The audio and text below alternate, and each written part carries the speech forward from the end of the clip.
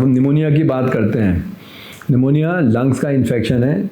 एक बात, निमोनिया में जो नॉर्मली लंग्स जिसमें एयर भरी होती है, वो एयर के बदले निमोनिया में इन्फेक्शन के कारण से इन्फ्लेमेटरी एक्सुडेट भर जाता है।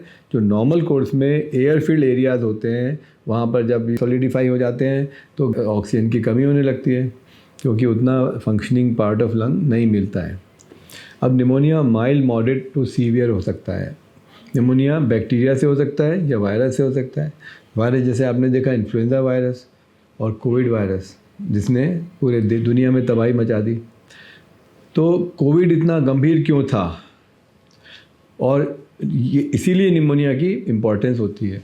लंग्स का रोग है, लंग्स के साथ तब होता है जब हम ठंड में जाते हैं, ठंडे में एक्सपोजर होता है, या आपकी इम्यूनिटी कम होती है, या आप बहुत ज़्यादा ठंडे का सेवन करते हैं, और सबसे ज़्यादा कोई इन्फेक्टेड व्यक्ति हमारे सामने है, खांस रहा है और छींक रहा है, तो जो वायरस उड़ के हवा में आता है, बैक्टीरिया हवा में आता है और वो हम इनहेल करते हैं, और जब हमारे लंग्स में एयरवेज में जाके लंग्स में वो बैक्टीरिया वो कीटाणु जाता है तो वहाँ पर इन्फेक्शन कर सकता है। यदि किसी व्यक्ति की रोग से लड़ने की क्षमता कम है, जिसे हम इम्यूनिटी बोलते हैं, तो ज़्यादा संभावना हो जाती है कि उनको ये समस्या हो।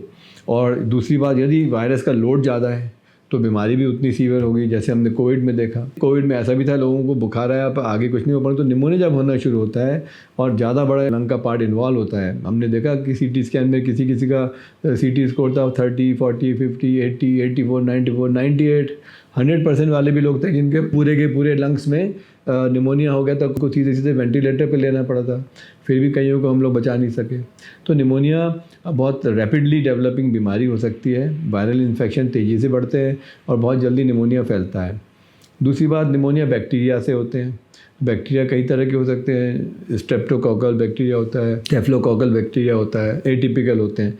तो ये इन्फेक्शन यदि कीटाणु हवा में रहते हैं, निमोनिया की वजह अंदर हमारे श्वास के थ्रू बैक्टीरिया का जाना होता है।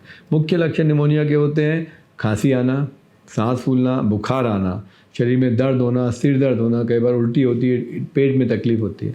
प्राइमरीली रेस्पिरेटरी सिम्टम्स होते हैं।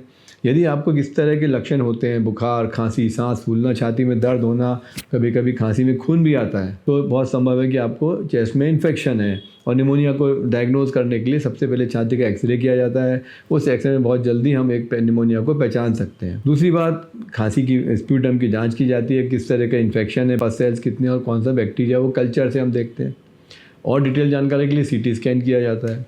कई बार और टीबी से भी निमोनिया होता है, तो ये जो धब्बे लंग्स में आए टीबी के हैं क्या, या ये किसी तरह और किसी बैक्टीरिया फंगस के, ये भी नहीं कह सकते। इन सब से निमोनिया होते हैं। तो ऐसे में हम ब्रोंकोस्कोपी करते हैं, छोटा सा सिंपल प्रोसीजर, जैसे एंडोस्कोपी पेट के लिए करते हैं, ब्रोंकोस्कोपिकली ये लंग्स में जाके वहाँ से देखते हैं और वहाँ से सिक्रीशन कलेक्ट करते हैं, उनका माइक्रोस्कोप में एनालिसिस किया जाता है। तो इस तरह डायग्नोसिस होता है निमोनिया का। अब निमोनिया को जल्दी पहचानना बहुत आवश्यक है। जहाँ सिम्टम आए, बुखार आए, आप उसको डिले मत करिए। एक बात और, अभी सीज़न चल रहा है, सब लोग अभी जा रहे हैं महाकुंभ में, तो प्रयागराज जा रहे हैं। कुंभ में पानी बहुत ठंडा है और कई लोगों को लौट के इन्फेक्शन हो रहे हैं, और उनमें निमोनिया बहुत आम है, जिसको ट्रीट करना पड़ रहा है, क्योंकि उनके बहुत जल्दी ऑक्सीजन की मात्रा गिर जाती है। तो निमोनिया होने का सबसे बड़ा प्रॉब्लम उससे क्या है, रिस्क क्या है, वो ये होती है कि हमारे लंग्स का जब काफ़ी बड़ा हिस्सा इस बीमारी से ग्रसित हो जाता है, तो खून में ऑक्सीजन नहीं जा पाती है, बहुत जल्दी सांस फूलती है, उठना बैठना मुश्किल हो जाता है, लेट नहीं पाते हैं। ऐसे ही अवस्था में अर्जेंटली जाके हॉस्पिटलाइज होना पड़ता है। उसके लिए हम पहले ऑक्सीजन देना शुरू करते हैं, साथ में बीमारी किस ऑर्गेनिज्म से वो पहचान करते हैं, उसके हिसाब से ट्रीटमेंट दिया जाता है। तो हर एक बीमारी के हिसाब से एंटीबायोटिक दिए जा सकते हैं, एंटी फंगल दे सकते हैं, एंटी ट्यूबरकुलर देते हैं, एंटीवायरल देते हैं, या कॉम्बिनेशन देते हैं, जैसे आवश्यकता होती है।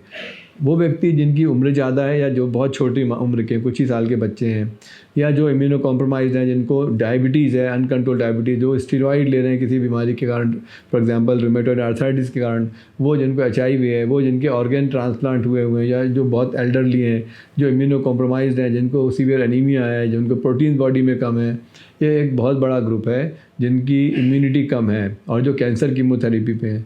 तो इनको ज़्यादा तेज़ इन्फेक्शन होता है, क्योंकि ऐसे किसी भी व्यक्ति में रोग से लड़ने की क्षमता कम हो चुकी होती है। तो इसलिए ध्यान रखना पड़ता है। बहुत जल्दी उसको डायग्नोज करना बहुत आसान है और उसके लिए आप अपने फिजिशियन से मिलिए, आप अपने फैमिली डॉक्टर से मिलिए, डिले मत करिए। किसी को भी खांसी में ब्लड आ रहा है तो अति गंभीर है, जल्दी एक्सरे करवाना पड़ता है, उससे पता चलता है। बुखार आया उसको इग्नोर नहीं करना, अपने घर सेल्फ मेडिकेशन करना कई बार घातक होता है।